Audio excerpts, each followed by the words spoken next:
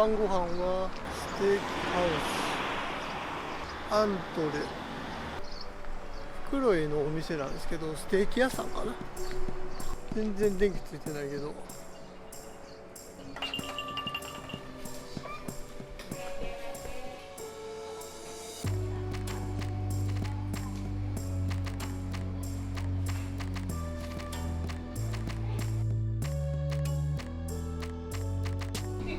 頼むの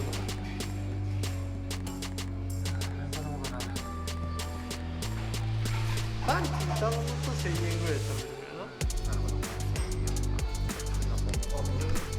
べるけど、ステーキが食べたいの。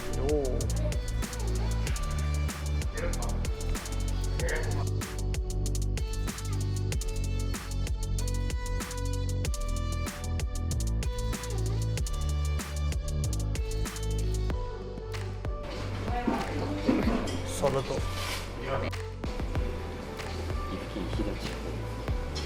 だきます。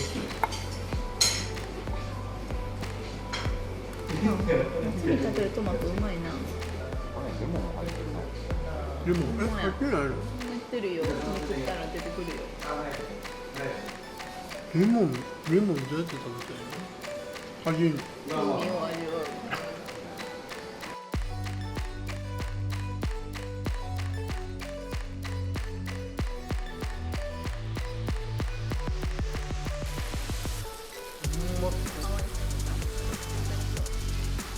それが150円。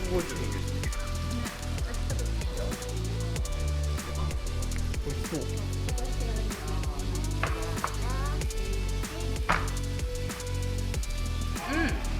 柔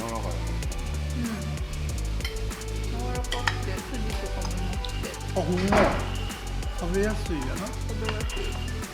こっちはもうザ肉って感じが、触っただけで弾力がすごい、この時点で。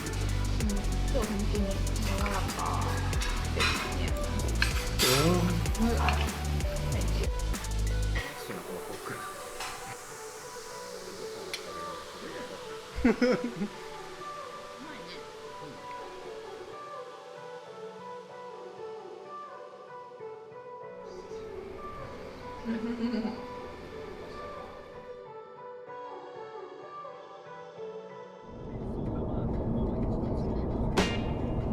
You went out on another day.